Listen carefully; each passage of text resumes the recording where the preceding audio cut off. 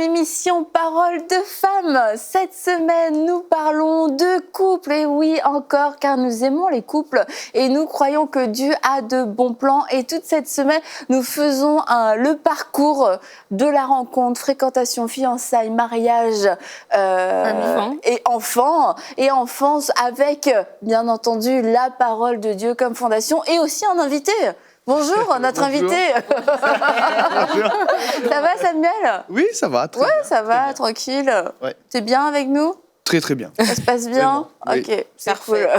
On a eu une bonne émission hier. On a parlé de la rencontre avec toi et tu nous as donné vraiment plusieurs conseils, mais un conseil et le conseil pour pouvoir, vas-y, dis-le, ça va mieux le dire. C'est simplement de découvrir le cœur de Dieu, l'amour de Dieu pour nous.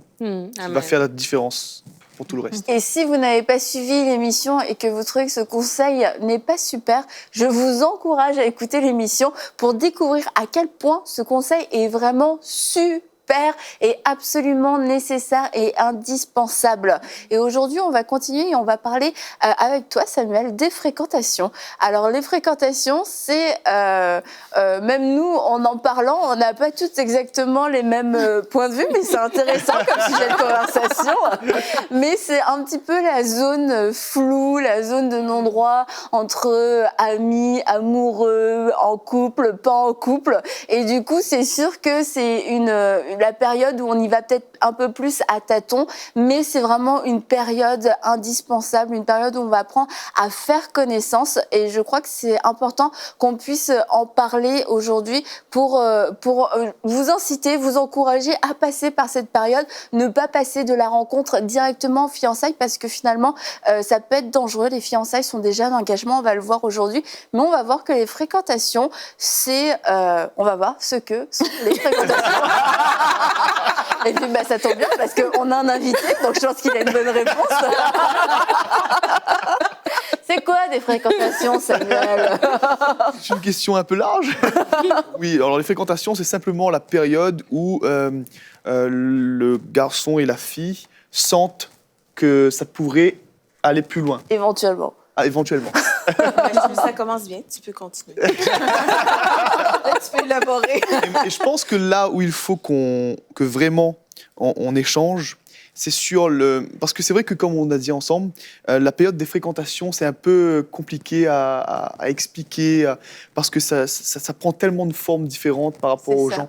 Mais au final, il faudrait qu'on parle de la position que doit prendre le garçon et la position que doit prendre la fille. Tout à fait. Et c'est ça qui fait toute la différence et qui va donner aussi une clarté pour la décision, au final, est-ce qu'on y va plus loin ou pas, je pense. Parce qu'en fait, les fréquentations, bizarrement, ça peut amener beaucoup de confusion. Or, le temps des fréquentations où on apprend à faire connaissance en vue peut-être d'aller plus loin, ça doit amener de la clarté, comme tu dis. Exactement. Mais lorsque on comprend pas bien le but de cette période, et peut-être parce qu'on comprend pas bien le but de cette période, on peut y mettre fin assez vite parce qu'on est inconfortable, on est mal à l'aise, mais finalement, on passe à côté de l'objectif. Et je veux aussi le dire, l'objectif, c'est vraiment de faire connaissance. C'est d'apprendre à mieux se connaître dans un cadre dans lequel on n'est pas encore pleinement engagé l'un envers l'autre en vue justement de l'engagement. Donc, on doit apprendre à faire connaissance. C'est juste se regarder, se trouver beau, se trouver belle. On est passé à côté du but des fréquentations.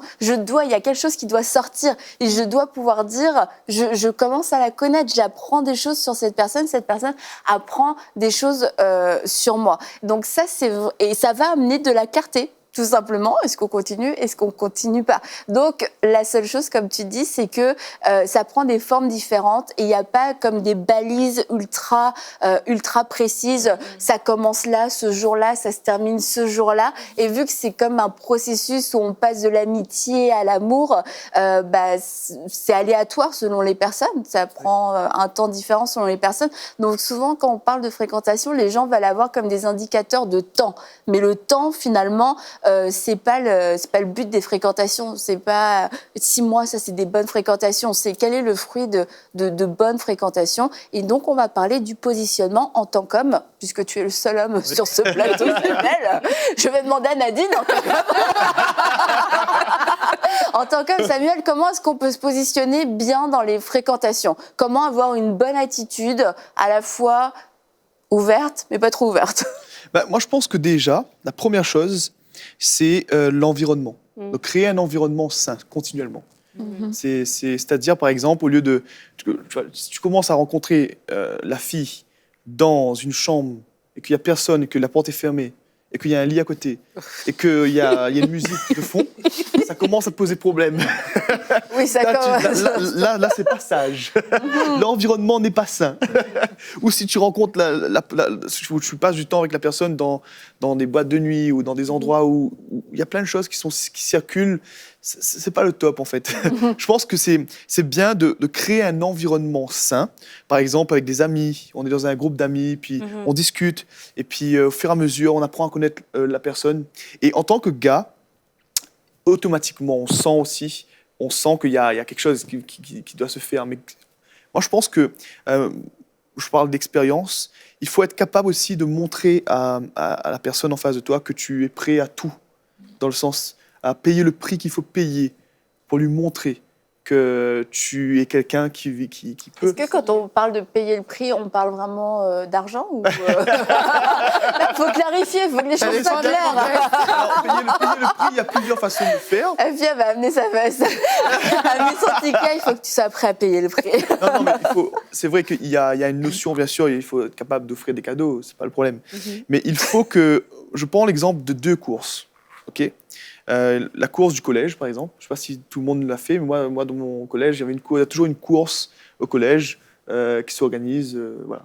Ah, là où tout le monde court et tout ça. Okay. Ça, c'est une petite course, voilà, c'est bien. Okay. J'arrivais dans les dernières, c'était horrible comme journée. Bon, alors, la course du collège. Et à La Réunion, on a ce qu'on appelle le Grand Raid. Okay, le Grand Raid, c'est 170 km dans les montagnes. Ouais, je l'ai fait une année, je me souviens. Oh, wow. Et du coup, au final, celui qui gagne la course du collège, il a une coupe. Okay. On est d'accord. Voilà. Et celui qui gagne le Grand Raid a aussi une coupe. Ces 2 coupes ont été achetées au final dans un magasin qui vend ce genre de coupe-là. Ok, effectivement, après, celui qui a fait le Grand Raid, il va recevoir quand même un prix qui va avoir plus de valeur. Mais au final, ça reste des cadeaux. Ok.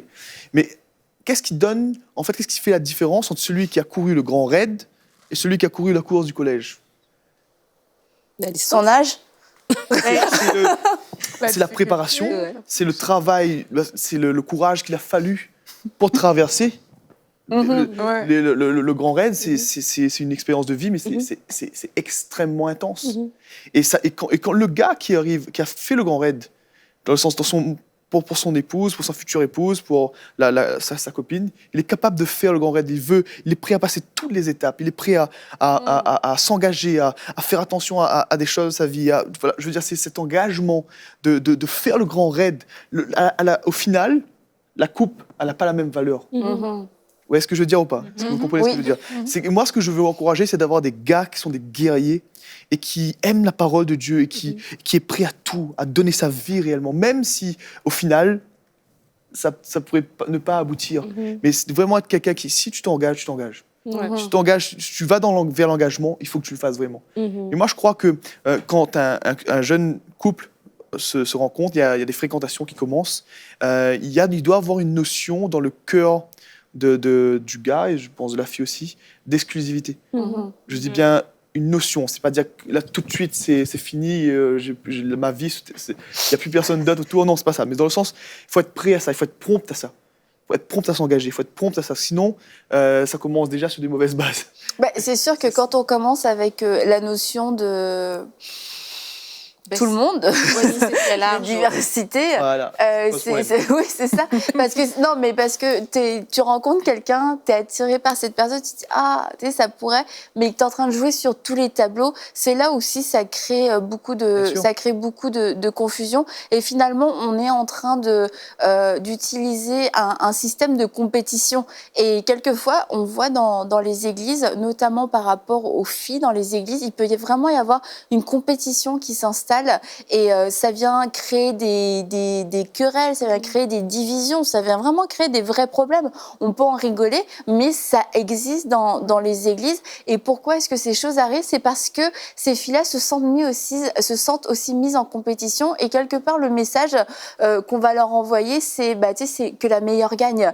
Et non, mais je veux dire, tu te dis, ok, moi je le veux, moi je l'aime, moi je suis attirée, moi j'aimerais bien être celle qui gagne, mais c'est pas du tout une bonne fondation pour une relation. Ouais. Et moi, pour ma part, mon expérience, mon témoignage, ce qui a fait la différence, parce que mon épouse actuelle, qui à l'époque on n'était pas encore mariés, elle avait déjà d'autres personnes qui entre guillemets, qui gravitaient autour d'elle. Exactement. Et elle n'était pas du tout, elle savait même pas qu'un jour elle allait être avec moi en finale. Moi, je voulais, mais elle au départ, elle voulait pas. Donc ça commence bien. Et moi, ce qui s'est passé, c'est que moi, j'ai senti ce désir-là de vouloir la conquérir. Donc, qu'est-ce que j'ai fait? C'est que je me suis dit, OK, au final, je sais pas. Peut-être qu'elle va pas accepter au final. Mais moi, je vais tout lui montrer. Tu vas tout faire. Tout faire. Je vais payer le prix. Pour montrer que je suis celui qu'il faut avec lequel elle se marie. Et j'ai commencé à faire beaucoup de choses. Et au final, je suis devenu son meilleur ami. Parce que je la connaissais vraiment. Je connaissais ses couleurs, je connaissais ce qu'elle aimait manger, je savais qu'est-ce qu'elle n'aimait pas. Exactement, je savais. J'ai étudié. Non, mais alors, là aussi, attends, on fait une petite pause. Là. Quand on dit étudier, on n'est pas bizarre, hein, voilà, d'accord hein. On ne suit pas la fille, on ne prend pas des photos, on ne l'espionne pas. Je veux dire, on reste, d'accord. De chercher à c'est important, ça aussi. Connaître la personne. Je trouve ça agréable, qu'est-ce que tu dis, parce que... Non, mais souvent, en fait, c'est que le fait de la conquête enlève toute notion d'ambiguïté ou de confusion. Tout à fait. Tu vois, c'est que des fois, comme on dit, les fréquentations, c'est pas clair.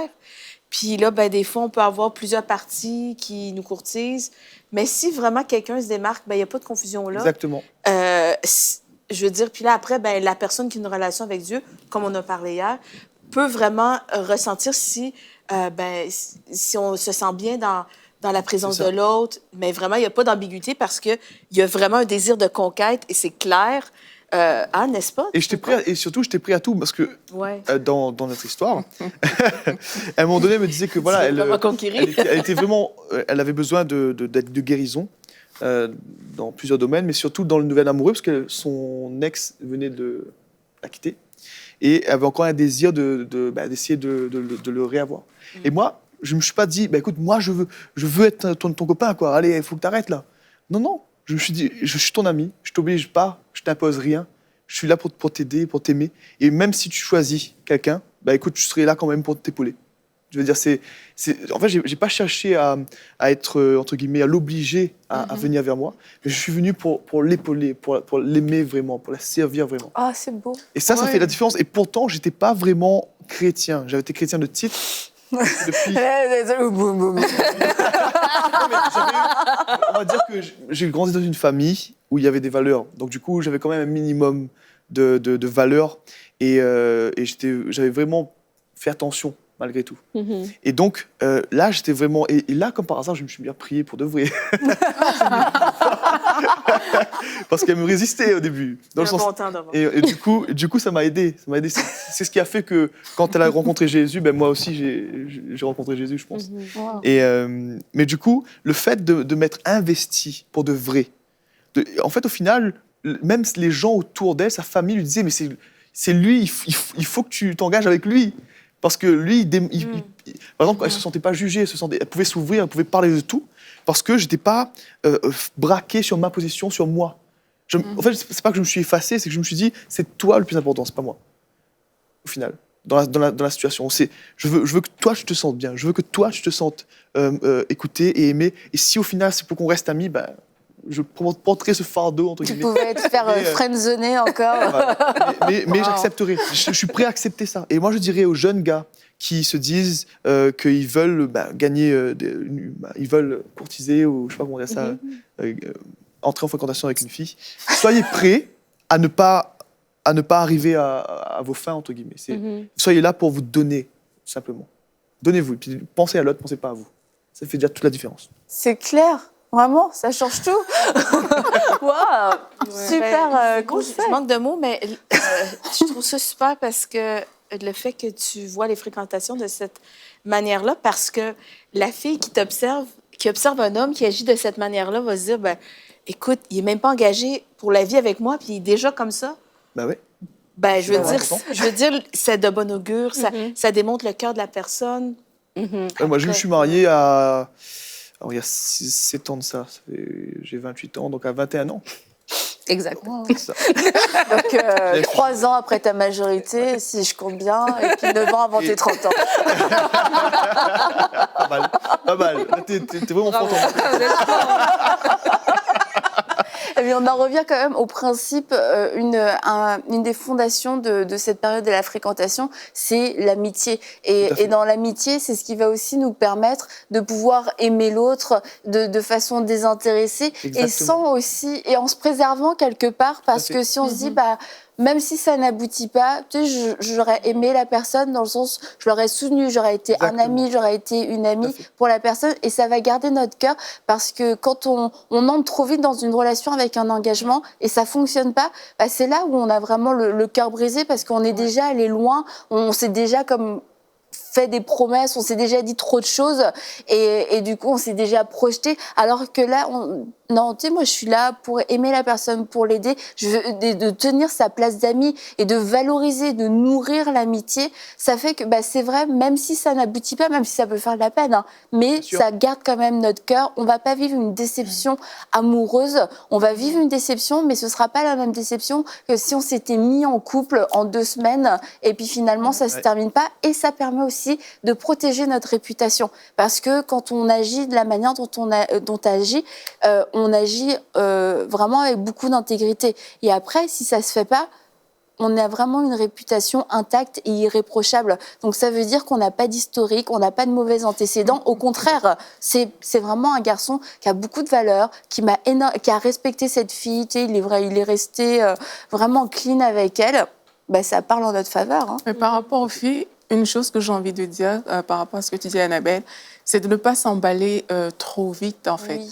Parce que c'est sûr que parfois les hommes sont disciplinés, ils savent suivre un certain processus, mais quelquefois les femmes aussi ont une tendance comme à... Parce qu'il s'intéresse à moi, parce que voilà, il est prêt à conquérir ou bien ces choses-là, ça veut dire que voilà, c'est ça, c'est la bonne personne. Donc c'est aussi important de ne pas s'emballer trop vite et de ne pas essayer de mettre des mots sur l'attitude de la personne en fait. Il faut vraiment que la personne le dise clairement, mais pas juste dire... Okay, comment on arrive à ça, Aurélie? Parce qu'il fait ça, ça signifie que... Parce que ça, c'est quelque chose qui a beaucoup... qui crée beaucoup de difficultés et même qui fait en sorte que les personnes se retrouvent dans des compétitions inutiles, en fait. Il n'y avait rien dessous. C'est juste que quelqu'un était gentil. Ça ne signifie pas que, voilà, parce qu'il est gentil, il est ton prétendant, il veut te fréquenter ou bien... D'où cette notion d'amitié doit vraiment être claire et mais comment on fait justement pour clarifier? Bon, moi, j'ai fait, c'est simple. J'ai juste dit, je lui ai dit clairement, j'ai dit je t'aime. Ah ouais, quand même, t'es allé... Ah ouais. Moi, j'ai dit directement je t'aime. Et je ferai tout pour ça. Par contre, je respecte si c'était pas... Bon, bah là, au moins, ça, c'était clair. J'étais clair. Clairement. Pas d'ambiguïté, là. Clairement, il n'y a pas eu d'ambiguïté. J'ai vraiment dit au départ.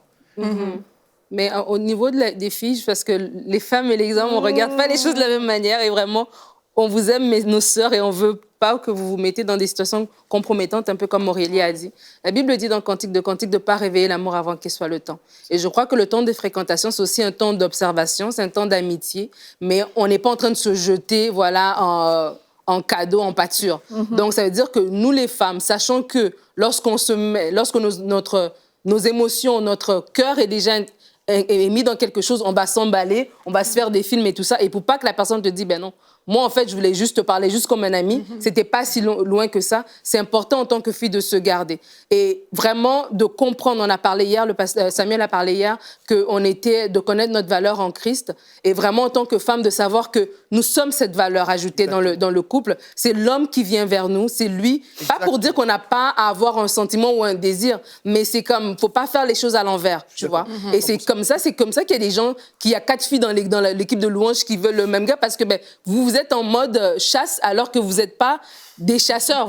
Tu comprends ce que je veux dire? Mais quand je connais ma valeur, je sais que je suis une couronne pour mon mari, pour la personne qui va venir me chercher. Donc, je ne suis pas en train de compétitionner avec ma sœur, avec ma voisine. Non, je sais que j'ai quelqu'un pour moi. Et donc, quand la personne me parle, il y a un degré, les fréquentations, ça ne dure pas non plus 2 ans, donc il y a un degré dans la conversation. Si on se parle 2 heures par jour, tu m'appelles le matin, tu me textes le soir avant de dormir, à un moment donné, j'ai le droit de te dire, mais attends, comment tu vois les choses et tout ça? Et c'est là que la personne te dit, je veux apprendre à te connaître. Là, on apprend à se connaître. Et c'est là que l'exclusivité, elle se développe. Exactement. Sinon, on mène au sentiment. L'autre personne, elle t'a jamais rien promis.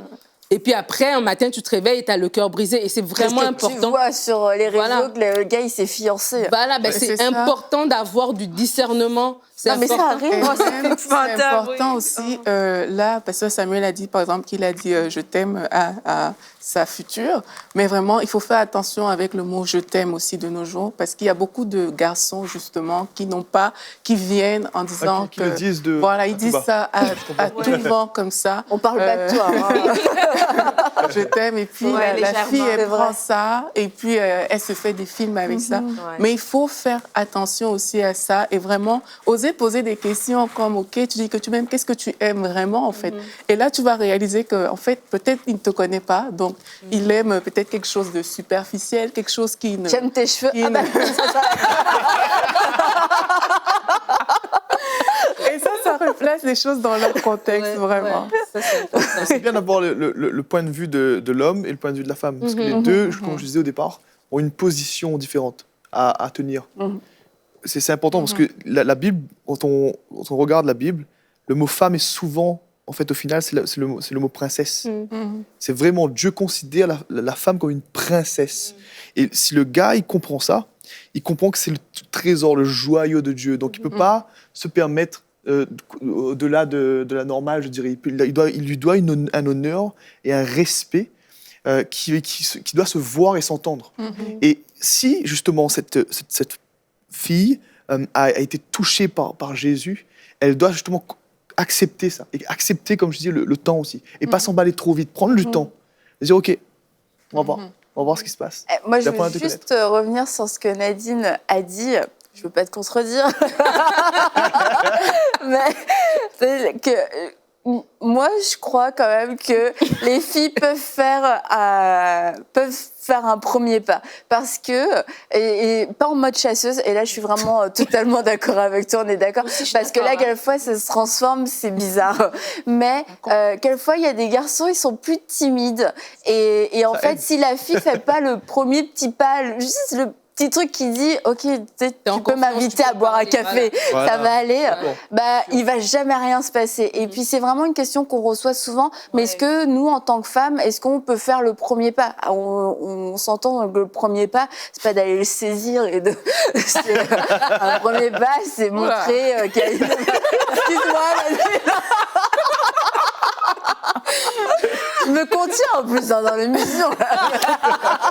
Les exemples, mais bref, c'est de montrer que oui, il y a une ouverture parce qu'en plus on est dans une ère où les femmes peuvent avoir l'air très confiantes, qu'elles n'ont pas besoin d'hommes, elles sont dans la vie active, elles gagnent leur argent, elles ont leur voiture, elles ont leur appartement. C'est comme qu'est-ce que moi je vais pouvoir apporter à une femme et du coup, quelquefois il y a des hommes qui vont vraiment être insécures par rapport à ça et quand la femme montre une certaine ouverture, genre si tu m'approches, je vais pas te mordre, ça peut rassurer et ça peut permettre, mais je renchéris aussi ce qu'a dit Nadine, on se transforme pas en mode chasseuse, il y a Aga dans l'église et puis parce que du coup franchement quelquefois dans des églises tu te dis mais où je suis, les filles sont habillées n'importe comment, est-ce qu'on porte vraiment pas bien et tout ça c'est pourquoi c'est pour attirer l'attention d'un gars, d'un homme et ça c'est vraiment malsain. C'est intéressant parce que encore une fois la parole nous parle de la crainte de Dieu. Et moi je crois que c'est une des choses que moi en tant que je prends l'exemple d'un célibataire, il devait vraiment regarder ça. Est-ce que la femme elle craint Dieu vraiment? Parce que si elle craint Dieu, ça va se voir dans tout. Ça va se voir dans son attitude, sa façon de parler, sa façon de s'habiller et dans tout cela. Et vice versa. Il faut que le gars craint Dieu. Okay? Et ça se voit justement. C'est pour ça qu'il faut prendre le temps de bien écouter la personne, de secouer la bouteille, de regarder un peu quand ça explose. Comment Parce que tu souvent, fais on va- effectivement pour secouer la bouteille là? Alors, parle de cet exemple-là, pourquoi? Parce que tu as des moments, on voit l'autre sous un angle. Le gars, il veut te conquérir, donc il se met son meilleur C'est ça, en fait. angle, en fait. Ouais. Mais après, Le dimanche de 10h à midi. le temps te permet, et les différentes circonstances te permet de voir la personne dans toutes ses facettes. Mhm. Je veux dire, le gars, quand il est sous pression, comment ça se passe? Le gars, quand il se sent pas bien, comment ça se passe? Et c'est important de noter là-dessus, parce que tôt ou plus tard, si tu t'engages, ben, quand tu seras sous pression, ce sera toi qui va être accusé.